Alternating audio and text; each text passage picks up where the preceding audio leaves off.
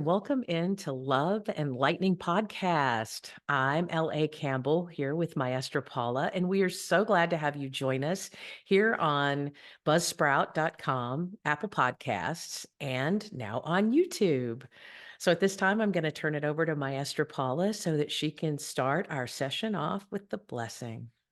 I'll just take a deep breath, center ourselves. Holy Creator, we ask for your breath. We ask for your breath of knowledge, your breath of consciousness. We ask for you to join Dr. LA, myself, and Maestra BJ today as we share our wisdom, our stories, and our experiences. Allow it to be a blessing to everyone that sees us and everyone that hears us. We ask for your consciousness in these moments. We ask for the energies of our fire, our passion, our compassion. We ask for the energies of our waters, for our tears, for the waters in our body, for the movement that we are experiencing as humans. We ask for our well ancestors to join us, to remind us of our healing stories, that as we share our experiences, that it be holy words and holy whispers repeated from you to remind us of our divinity. We ask for the blessing of the sun, the moon, the stars, and the cosmic gourd. We ask for Mother Earth to help us to feel our feet planted on this earth and to bless us with your plants and your oils, your knowledge and wisdom, and to our own hearts that we speak only truth. Omateo. Aho. This is our first guest, is Maestra BJ today. We're a little bit excited. I know I'm probably a little overexcited to have her. She is a shamanic practitioner, a wonderful person. She is an elder in our community, and she has been walking with me personally and privately, very intentionally for the last year, though we've known each other for quite a few years. Just coming into a relationship with her has really blessed my life. I know it's not about me, but that is what I do know. I was asked to speak from my heart, and that's what's on my heart today is what a blessing that you are, Maestra BJ, to be in my life and to help me with this earth path. Well, thank you for being here. Thank you, Maestra Paula. Thank you, LA. I'm grateful to your guest today. What a lovely and fun, sacred thing. Thanks for having me. Would you like to, pardon me, give us your introduction and tell us a little bit about yourself and what you do on the planet? Certainly. Well, I guess I'll start with my traditional introduction, the way that we do in certain circles, which is to say that I am the great-granddaughter of Lorenzo Bergeron and Catherine Hannigan, and the granddaughter of Rita Bergeron and William Brown, and also the paternal granddaughter of Salvatore Galasso and Maria Chinat, and the daughter of Pietro Salvatore Galasso and Elizabeth Jane Brown Galasso. I am her namesake, my beloved mother. I'm related to my beautiful wife, Talia, and we raised two lovely humans together and many, many animals together, and we live here in Boulder, Colorado, and I have a young adult trans non-binary human who's in their early 20s and a daughter who lives here close by, happens to be disabled. She has a couple of different kinds of disabilities. So interesting being the co-parent and mother of this very eclectic family. I acknowledge that I'm a white, privileged, queer, lesbian person living here on Cheyenne, Arapaho, and Ute land. And I come to this sacred work that I do, any work that I do, really any service that I do, with a humble heart, and I'm grateful to be able to teach and grow and learn and offer services and volunteer work and body-centered psych, and I'm also a shamanic practitioner and teacher. So that's the nutshell.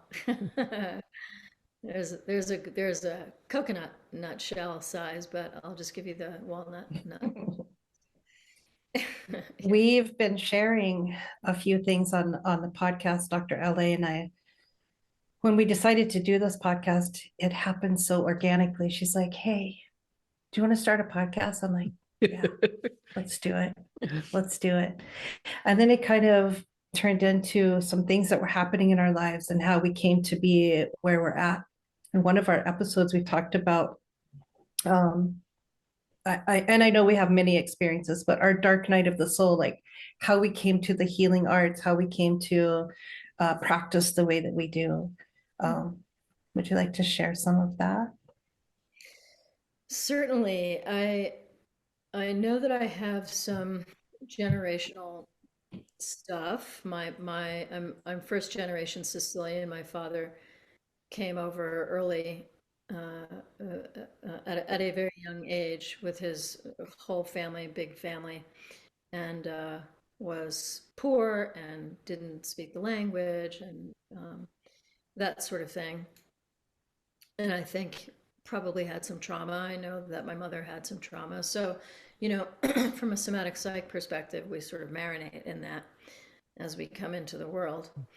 And my own history here on the planet is that I also have some trauma and initiations that I've been through. I would say my first, probably most excruciating initiations was the sudden death of my mother when she was 42. I was 15 at the time, and it really set. So that in and of itself was a dark night of the soul, and then I completely lost myself and my soul into drugs and alcohol. So I was a pretty awful alcoholic, drug addict for many years. Still, somehow I managed to get through undergrad and graduate school, which is a little astonishing, despite the trouble I got into. So there was that. And it was in, in the middle of my first year in grad school that I got my second DUI and realized, after some court ordered things and a short stay in jail, that I was really in trouble. And by then I had already had a few lives. So I got into recovery, and that was over 37 years ago. So one dark night is the loss of my beloved mother, and then which completely launched this drug alcohol addiction. But those two primary initiations, and there are many others, but I would say those were the two primary early ones that really set the stage for me to keep pursuing what was in my heart, which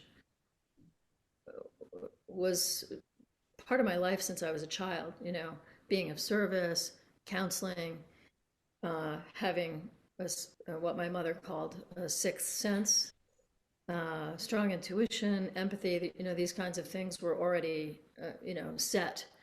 I just, I took a major detour. So I still had my aim on the helping profession of some sort, and I took the socially sanctioned route for a while, but kept getting called to animism and earth-based modalities and so on, until finally I said, okay, I accept the call, and I went into some pretty advanced trainings in shamanism, classic shamanism, the 3-year program with the Foundation for Shamanic Studies, and then the 2-year teacher training with Sandra Ingerman. Oh, I love her work. Her work is awesome. Yes, it sure is. How do you think, Maestra BJ, that just those two examples that you gave us, how does that play into what you do now? Well, some say that I carry death medicine. So it is not a topic that I cringe over. You know, our culture here, this white Western culture, tends to have a harder time. Mhm. I'm speaking generically, of course, but tends to have a harder time honoring, really deeply honoring the grief, the death and dying and beyond kind of Mm. process, grief that the family goes through, you know, the ongoing nature that grief can have. And so I just feel more, there's few exceptions. Of course, I married somebody who also carries death medicine. She was a hospice nurse and is now a nurse practitioner in the field of geriatrics.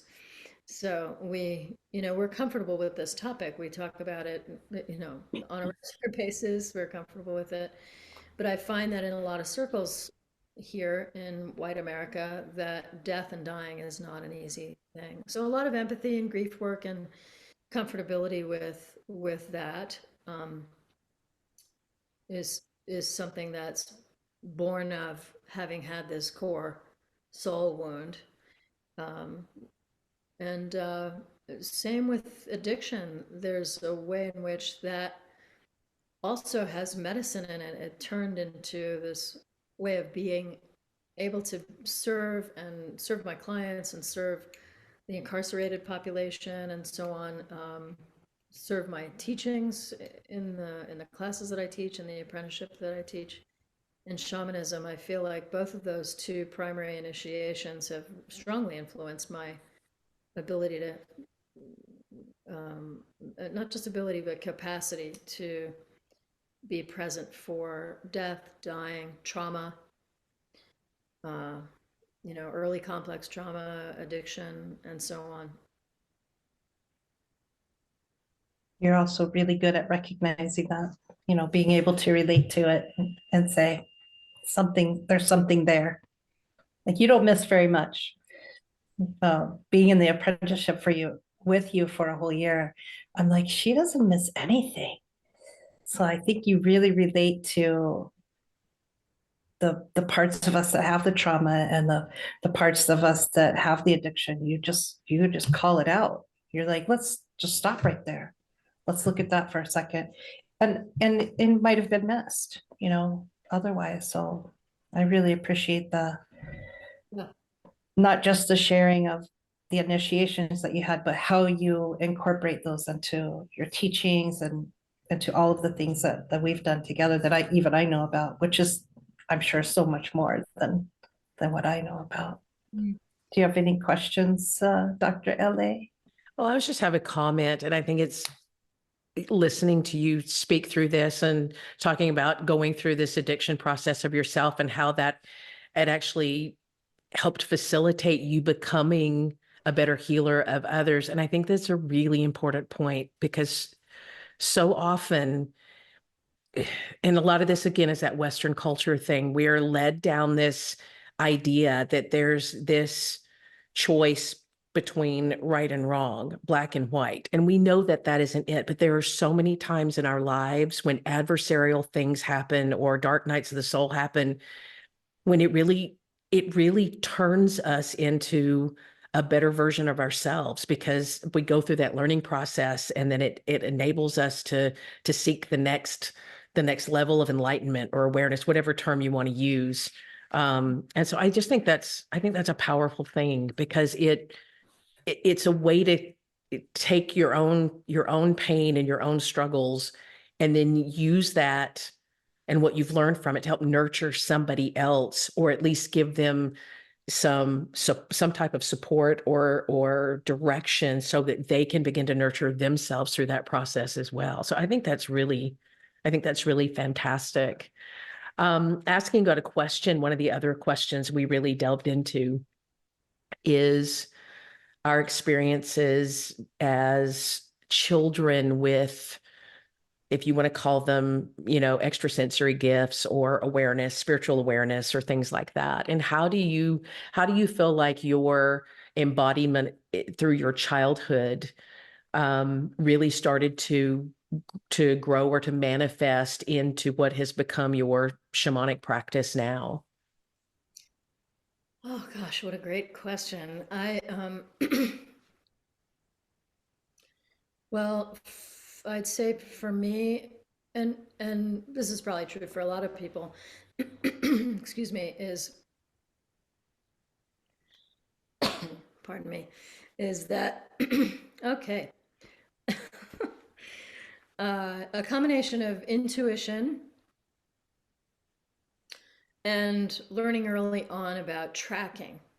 So, and Paula was actually just speaking to that a moment ago, but when there's early trauma, we learn how to really, it's more about being hyper vigilant, right? Mhm. Like we're present in the container that we're growing up in. We're present in watching the grown-up people, and we're looking like, is he in a good mood today, or what's happening? So we learn early on to become vigilant or hyper vigilant, which if if we're if we're able to find the right resources along the way and have good support, that can refine into really good tracking skills as opposed to being a coping. It's a creative coping mechanism, Mhm. right?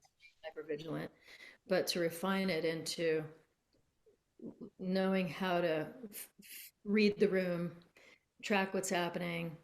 Um, so I was doing that kind of thing really early on. I have stories that my family members told me from the time that I was about 4 that I was counseling, which is not really a good thing for a 4-year-old to be doing, not for the 4-year-old, but it was totally innocent. And I don't remember the story. Can I tell you the story? Oh, sure. Mhm. That would be great. So at the breakfast table, my father was not especially a morning person, and he could be pretty grouchy in the morning. And I guess I was at the breakfast table, and my mother was puttering around and getting things. And, and I said, Daddy, are you mad at mommy? And he said, No, no, no, honey, I'm not mad at mommy. And I said, Oh, waited a moment or two. And I said, Daddy, are you mad at me? No, no, no, I'm not mad at you, honey. A few minutes later, I said, Daddy, are you mad at yourself? And he said, Yes, yes, I am. So the good news in that story is there wasn't anything about my intuition or tracking that was quashed in the moment. My father just answered me. And then the best part of the story is that he was honest and answered honestly with my pretty I don't know. I'm not really bragging because I don't remember this. I don't remember it. My parents told me about it, right? But a pretty astute kind of thing to ask your father if he's mad at himself when you're 4 years old, and indeed he was. So that's just that nice combination of tracking, right? Some vigilance and intuition, while also having someone reflect and respond honestly. So, I'm going to just sort of piggyback on an earlier answer to a couple of these questions. Is that I really was so, how do we say, lucky, blessed, privileged to have gotten into early recovery and immediately found the best resources I could possibly find. So I was court ordered into long-term outpatient intensive, very intensive therapy, individual and group therapy. And I'm still friends with that person who was then the person who worked at the clinic. I grew up, she's much older than me. I grew up, I was clean and sober for 8 years, and we developed a connection over time. And if not for her, and other really supportive people, I don't know that I would have made it. So, so not everybody who goes through their trauma or their, addiction slash recovery process have people around them, family or other. My family didn't know for years that I got sent to jail over Christmas break, or that things were happening, where I was suffering and so unwell. They didn't know for years into my recovery that happened. But I had some close friends, and I had this person who was in um, uh, doing the intensive outpatient treatment. So Beautiful. That's excellent. Yeah. blessed, very blessed. I just like staring at you little. When I find people in our communities that speak so freely about their traumas and their experiences, I think it really helps. I think it helps us to share them so that we can relate to one another. If we're part of a community, sharing that. And we recently did a retreat together where I think we had 5 elders that came and shared their stories and shared their experiences and shared their medicine. And I think that's where it's at. I think that sharing our stories and creating this podcast so that we can do that and using that platform for saying, hey, I had some really awful things happen, and this is how I moved through it, and these are the tools that I got from it, and these are some of the things I can share, and these are some of the things that you can learn. And finding people in the community, especially as I'm just a baby elder, but finding elders in the community that are still willing to share their medicines, so beautiful. I almost want to cry. It's so beautiful. It's very important and potent to hear your story. Mm. Thank Thank you. you. Thank you so much. We did send you a list of questions, just so everybody out there knows we didn't surprise Maestra with these questions. We sent her a list. So I'm looking at the list, and the next one is do you have ritual or ceremonial practices, how you're connecting to what is the source of knowledge or wisdom, or what I call the sacred? Do you have anything you can share with us on how you connect to that?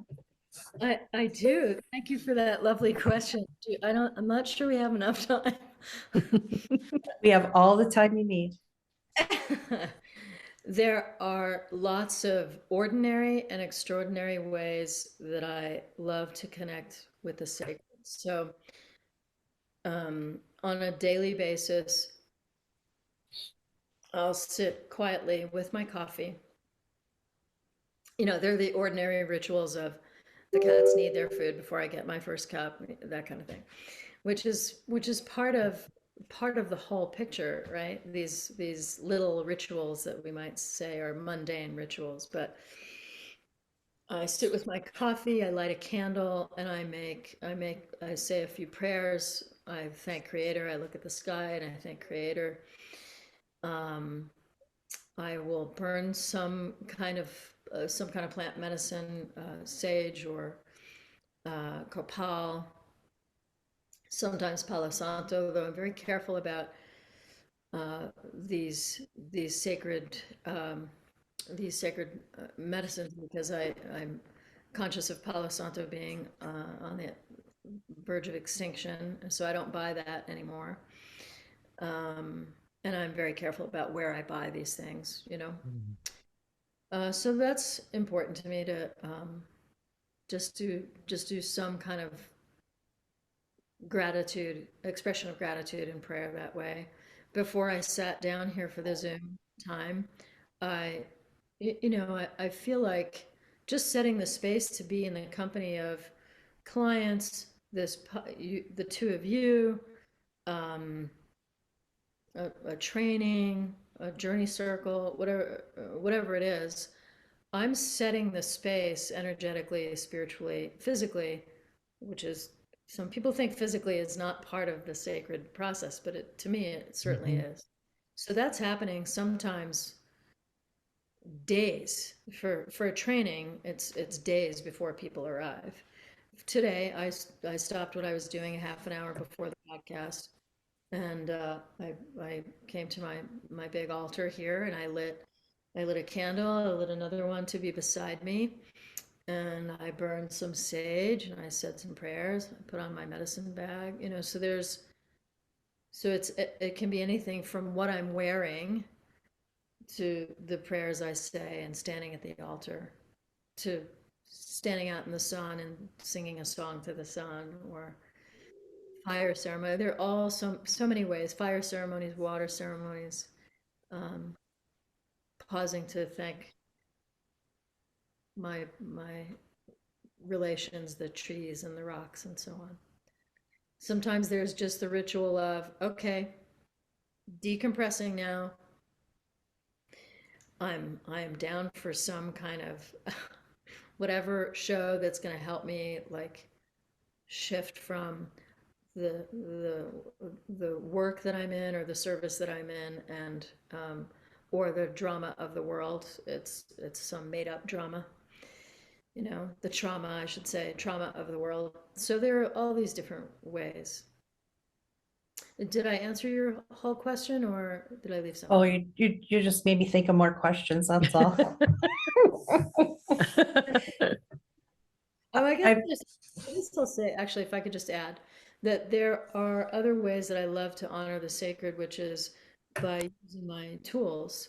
That was the other thing I did before this podcast. I lit the sage and so on, and I did some rattling around the room, uh, cleared out a hard phone call I had earlier, that sort of thing. So, Mhm.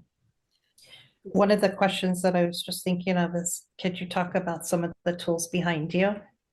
ah, On the podcast, they can't see it, but behind Maestra BJ are some drums and some other things, whatever ones you're willing to talk about. well, let's see. Newest drum is the Remo, which means it's not a hide drum. That's the black one behind my head. That was a gift I decided I could give to myself, a graduation gift, so to speak, from I had just completed the apprenticeship. Um, was it last? It was like a month ago-ish from the previous apprenticeship. So I hadn't gotten a drum for myself in a long time. Um, so I was ready. I wanted a deeper drum that was, going to be good in climate change and altitude and things like that.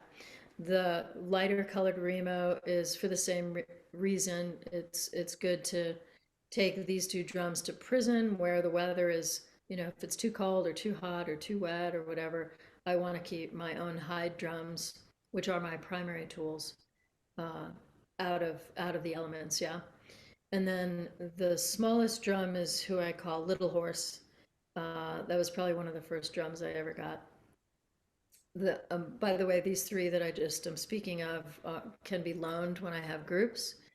Often all the drums are being used. Um, this drum with the sacred hand on it and the spiral of life on it. Someone called me and said, "You've got to see what's at the such and so thrift store." I said, "Oh, I've never been there. What's happening?" She sent me a picture, and this drum, I got this many years ago, that cost like $50. So, and then the eldest drum, who I now call grandmother, I made that myself in 1991 or so. And she is the most cranky when it comes to the elements changing, as apropos for the elder of drums. Um, and so I'm very protective of that one. No one plays that drum but me.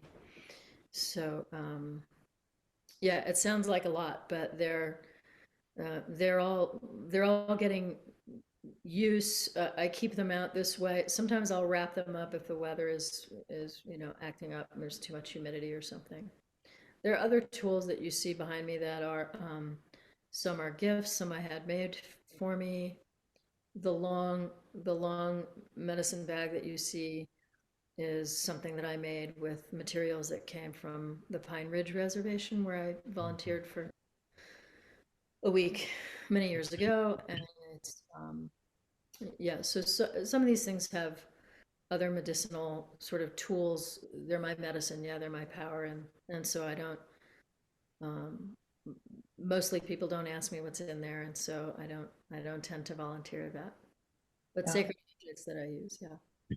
What do you use the drums for? Not everyone knows the work that you do. So can you tell us, a little bit about your sacred drums? So I'm a shamanic teacher and practitioner, and our primary tools that we use to go into an altered state of consciousness, a shamanic state of consciousness, are the use of drums. We use the sonic drive to go into a journey state, and sometimes rattles are used. Depends on what culture you're in. Sometimes it might be, you know, um, the Aborigines might use a didgeridoo or clacking sticks.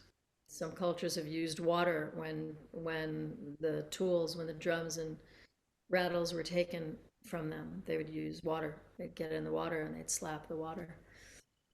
Um, what's another one? The uh, the mouth harp. The mouth harp is also used, and so the person who would be playing the mouth harp could hear the rhythm inside. It wouldn't necessarily sound that like that while they were playing it, but the rhythm to go into an altered state would be played. They would feel it inside their cranium. Yeah.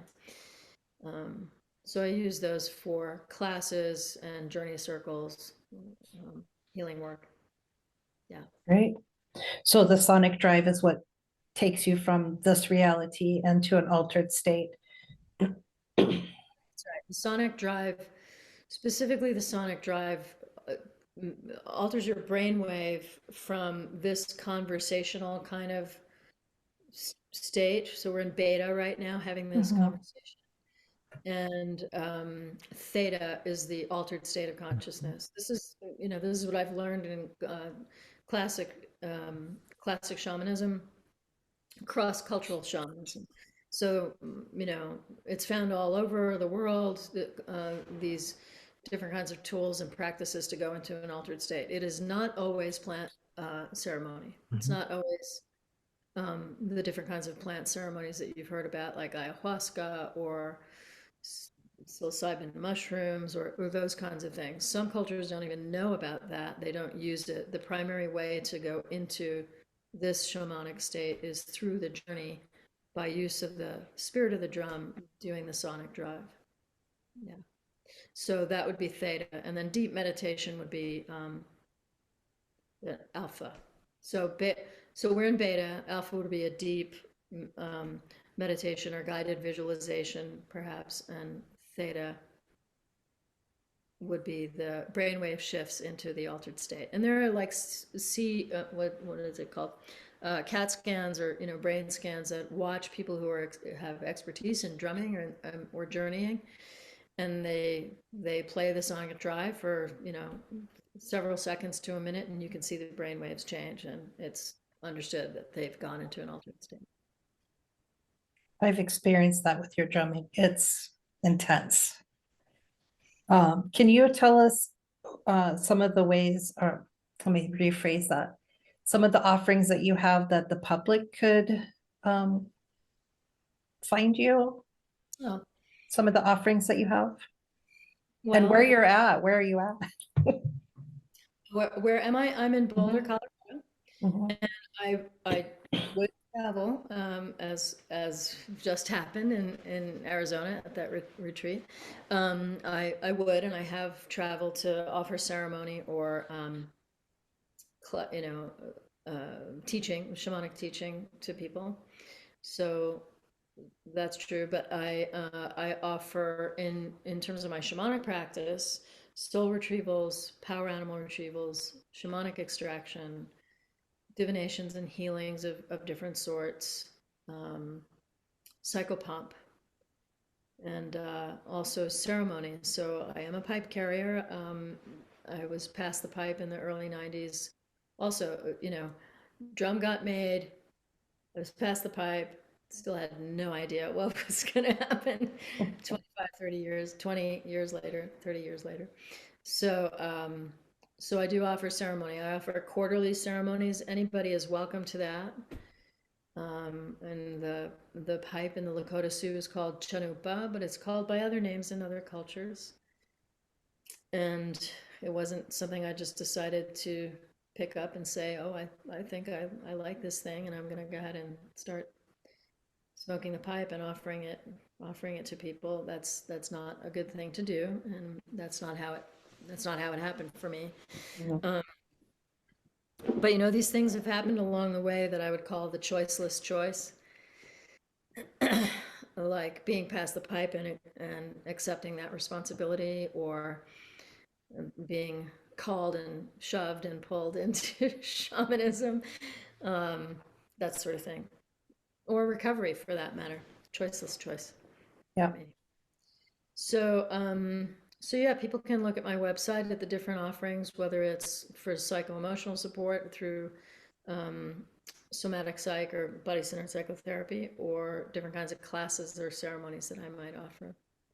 What are the offerings that you have online for those people that don't live in Boulder? Can you do any of that work, online? There are some things that I do offer.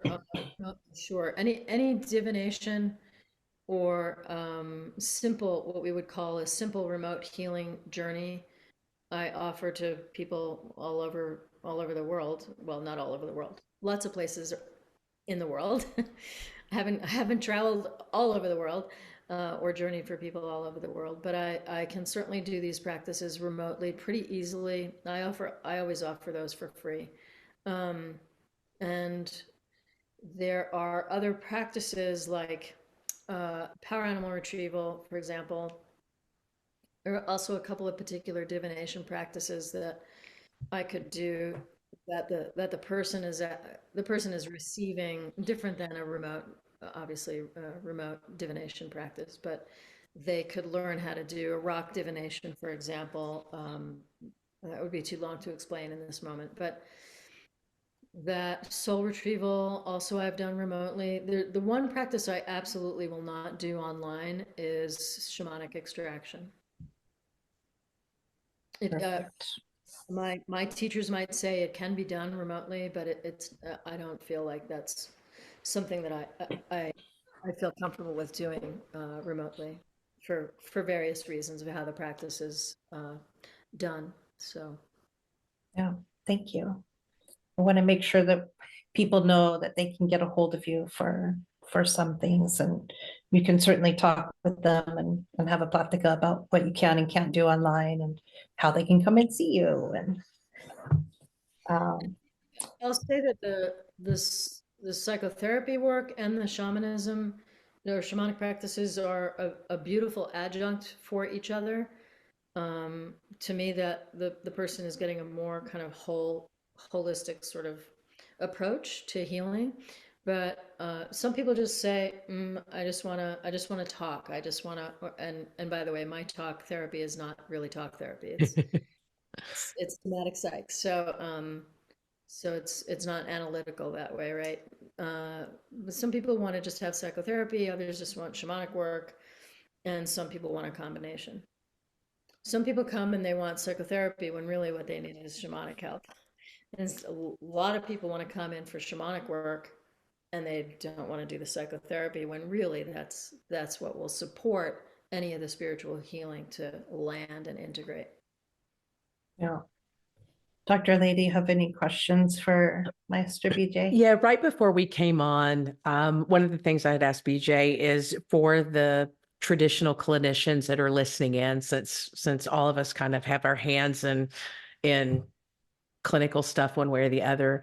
I had just asked her about how she integrates the two of those things together, the spiritual basis and the clinical information, to create that holistic part. But I think you just answered that in a really beautiful way. And because it's so important, I think a lot of clinicians get fearful about showing their spiritual side in the clinic for various and sundry reasons. But Do you have any final thoughts about how that process works for you, or how you've seen it work with others around you?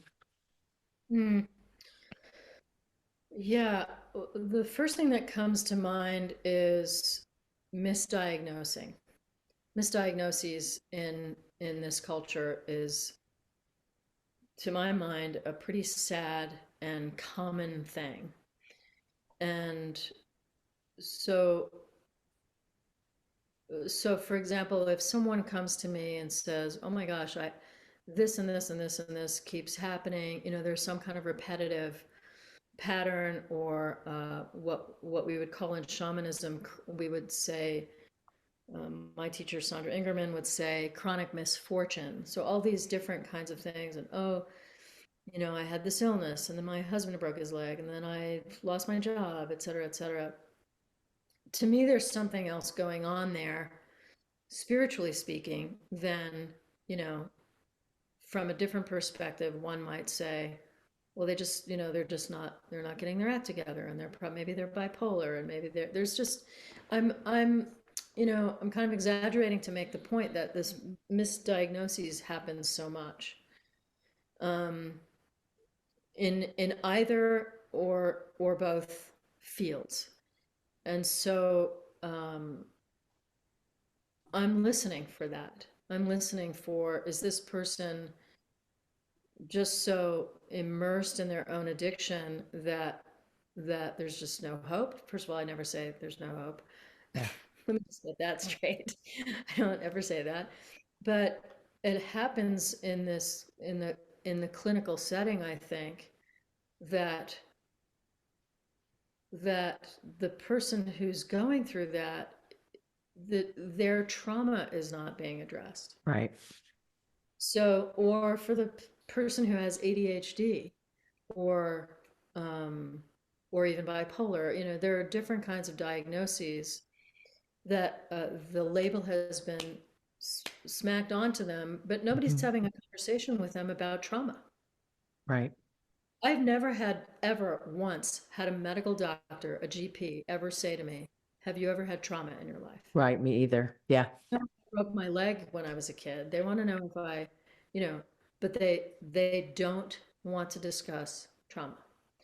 And I don't offer it because I know that they're not equipped to do it. Mhm. By the way, they also don't want to talk about nutrition. No, they don't, for sure. Medic. Yeah. So I'm, forgive my bias, but I'm going by a lot of experience with this, Hmm. um, and hearing my own clients and colleagues and friends talk about this. Um, so I'm listening for that. Like, I don't tend to diagnose, though I do have some clinical training and training in diagnoses, which every once in a while will pop in, and I'll say, oh, okay. So how can I serve this person holistically when I can see clearly that this is probably what's happening, and support them that way? But I don't listen out the gate to make a diagnosis. Hmm. So I hope that was helpful. It is. I think it's beautiful just to be able to have that understanding.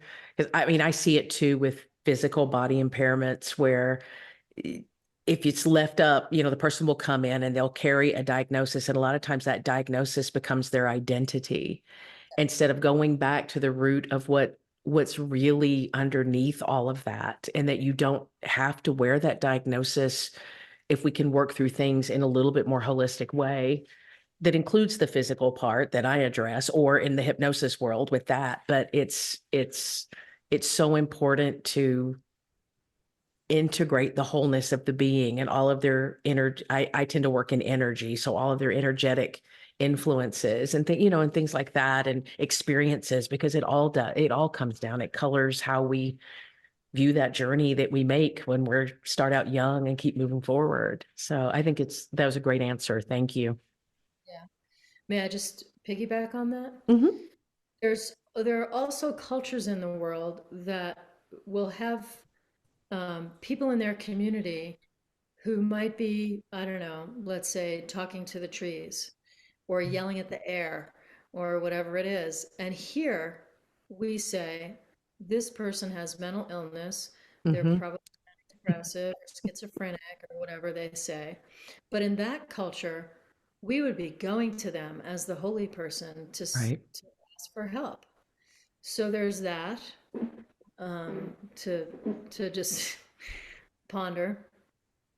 There's also that people who are in these healing practices, as I know it's true for myself, and I think for Maestra Paula, and maybe for you too, LA, is that we may have certain kinds of things that we've been through in our life, trauma or physical injury and so on, that is that are a part of our initiations and so contributes to our medicine, Yeah. right? So people who are shamanic practitioners or shamans will have had all sorts of things happen to them, injury, near death experiences and so on, and that becomes part of the medicine that they can that serves helps to serve their loved ones and their community and so on.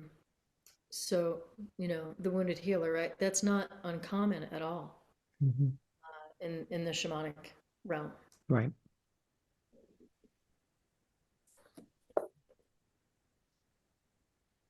Maestra. Oh. I'm holding up a book. It's called The Six Gates of Completion, or Six Gates. Oh, yeah, Six Gates of Completion, written by B.J.Brown. And I was wondering if maybe you could talk a little bit about how your book came about and where we can get one. I found this book very holy, very helpful during a transition time that I was having in my own life. And I'm like, okay, I'll just read it now. And I'd had it for a while.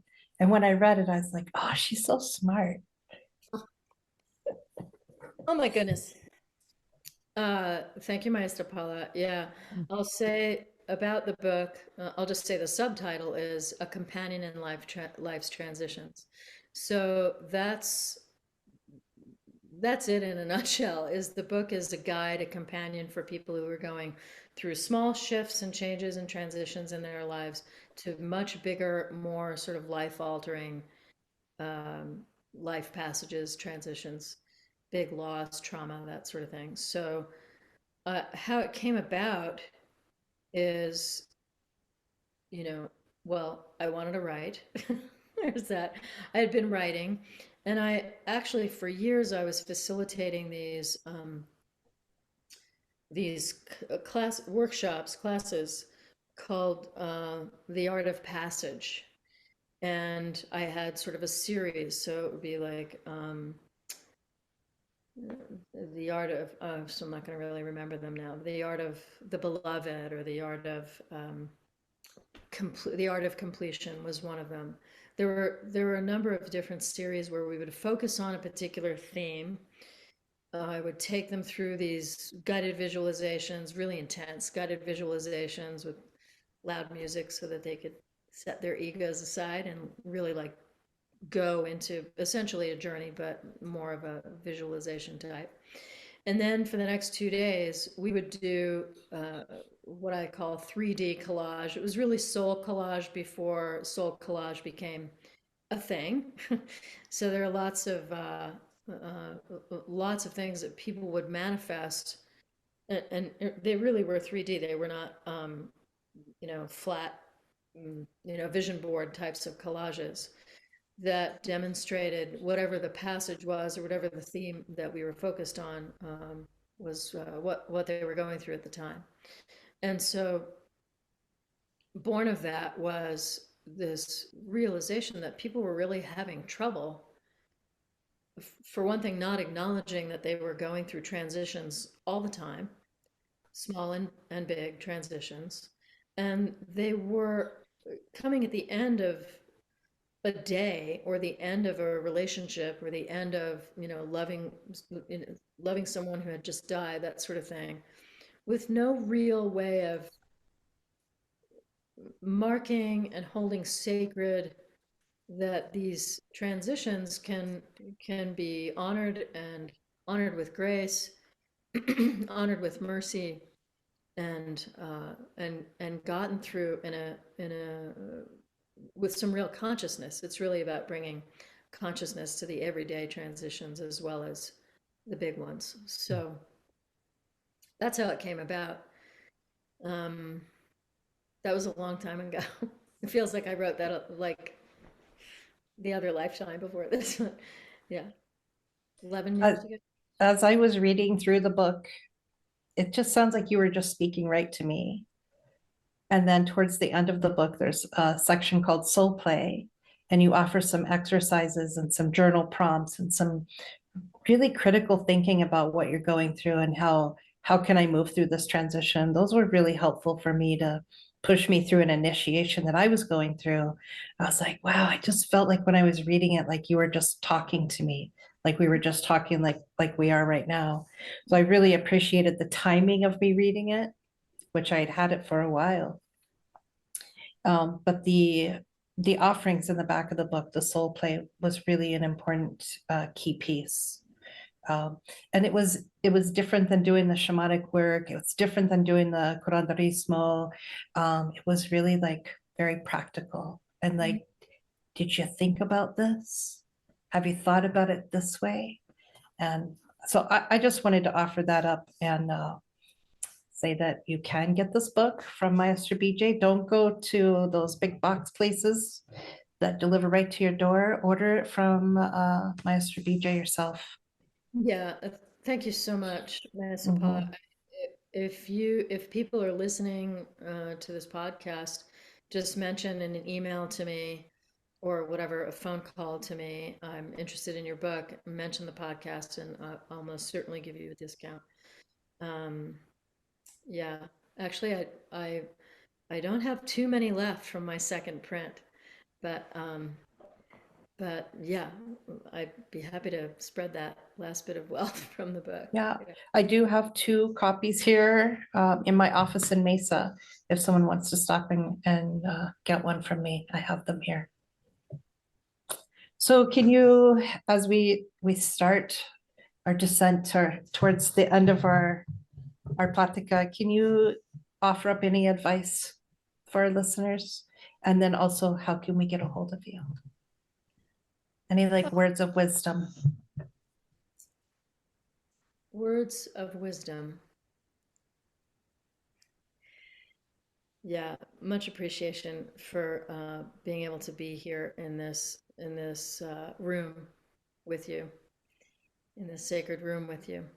I guess if I could just make these few suggestions. One is, how are you allowing yourselves to restore, replenish, ground, and keep your heart open in these heart-breaking times? Mm. We are in an excruciating time, excruciating, difficult time. Lots of things are, and I'm not saying this to scare anybody. This is just a matter of this is just what's true from what I can see, that there are things that are happening around the world that that we humans are doing to cause such heartbreak and destruction of our planet, of each other, of the animals, and so on, of the water, of the air, and so on. And it's very easy, I think, for the human capacity to be deeply affected by all that's happening. Even if you're like, I'm going to put my blinders on and I just can't, my heart can't take it. I can't look and so on. I go there every once in a while where I'm like, nope, 5 minutes of news. That is all I can bear. I can't do it. I have to stay strong. Other days I need to tell myself, you need to know what's happening in the world. And by the way, some of us do anyway. Some of us do anyway, because we're seeing clients who are suffering the suffering, right? Mhm. So I guess the invitation is, how can you stay in your open heart while your heart is breaking? And both are true. Both are always true. It's true in some places in the world that a baby is being born while grandma is dying in the other room. that's, you know, and not just in the other world, that could be happening down the street from you, right? There's both, both are happening. All and everything in between is happening. Life and death is happening all the time. So I would say find some both mundane as well as big, sweet, sacred, holy practices that will serve to replenish and restore you psycho-emotionally, energetically, spiritually, physically. Even if it's a few moments out in the sun to look up and say, thank you for what I have. Um, and thank you for my loves in my life. Yeah, thank you for this tree I'm looking at, you know, whatever it is. I would also say to be very, very careful about spiritual bypass or emotional bypass. So it does not serve to say, well, I just have to stay positive about everything. So uh, forgive me to those people who completely disagree with what I just said. And it doesn't tell the whole story. I'm not suggesting that you wallow in whatever the suffering is.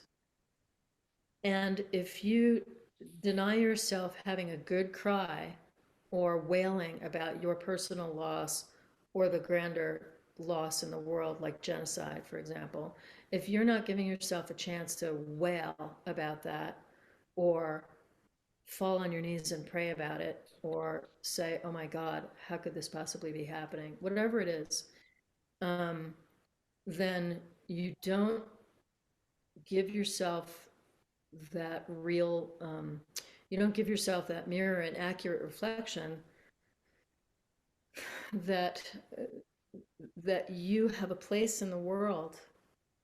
Your voice and your tears and your wailing and your laughter and the hilarity and the love and the passion and whatever it is, all of it comes from the same well. My grief, my rage, my sorrow, my joy, my fear, my humor, my impulse to have a potty mouth. All of it, all of that comes from a feeling place or a somatic place. It all comes from the same well. So it feels vital that we all give ourselves permission to not to just be in what's true. And spiritual bypass or emotional bypass denies that. And it is your human right to be in what's true, your birthright. Thank you for that. Well, and that's one of the reasons we decided to call this Love and Lightning. It's not always love and light. We'd like it to be, but it isn't. Yeah. Yeah. That's Can you right. tell us, Master BJ, how can we get a hold of you? What's your website? What's your Instagram? Sure. My website is wolfheals.com. WOLFHEALS.com.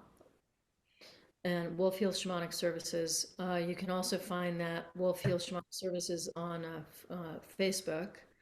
So I'm not there constantly or on Instagram constantly, but I do put up occasional posts and photographs. So Wolfheals Shamanic Services on Facebook, and well, I don't know what's my handle on Instagram.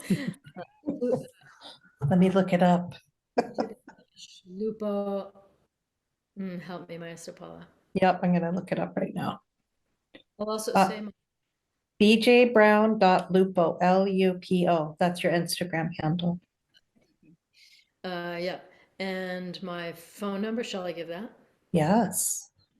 My phone number is 303-808-4006. And my email address is bjbrown11@comcast.net, bjbrown11@comcast.net. Thank you for asking. Mhm.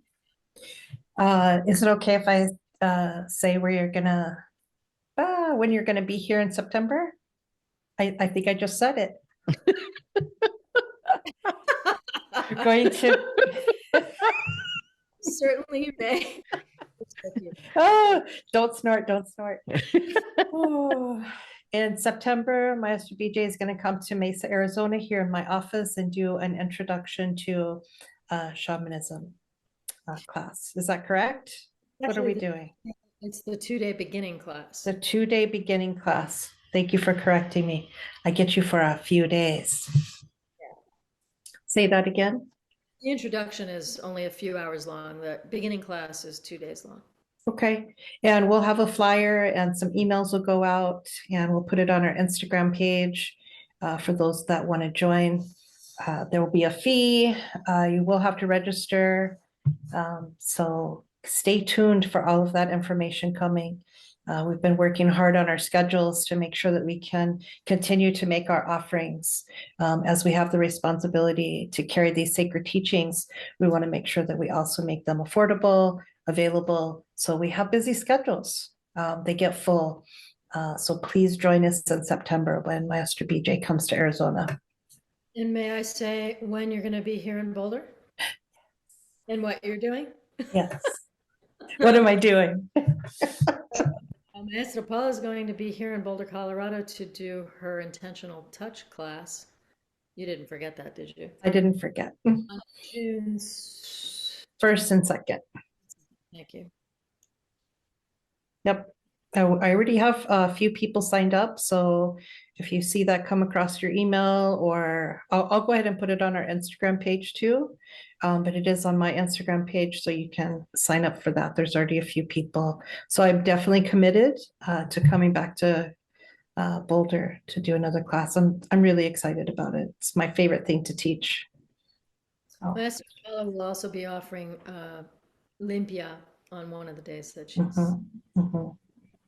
We'll also be making flyers for that as well. So. Okay, cool.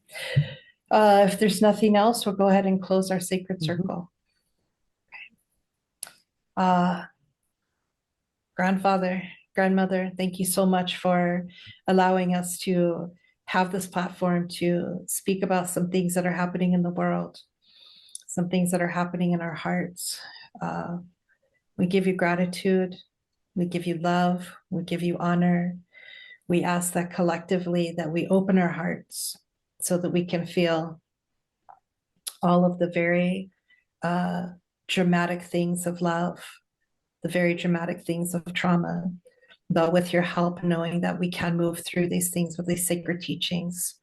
We close the circle to each of the cardinal directions, to the cosmic gourd. Thank you for whispering into our tonales. To Mother Earth, thank you for allowing us to be here on the earth. To our relatives, to all of the people that we touch and talk to, may they continue to be blessed, and may we continue to be blessed by our communities as well. We give you so much honor and love. Amateo and Aho. Mateo. Thank you so much for having me. It's a pleasure to meet you, LA. You too. Thank you so much for sharing. It's awesome. Our audiences are going to love this. This is great. Thank you so much. Blessing to be with you. Thank you so much. And with that, everyone, thank you so very much for joining in for this episode of Love and Lightning. And we hope to see you again in the next one, both here on the podcast as well as on YouTube, so that you can see us in person. Thank you so much and have a blessed and beautiful day. Bye-bye. Bye. Bye.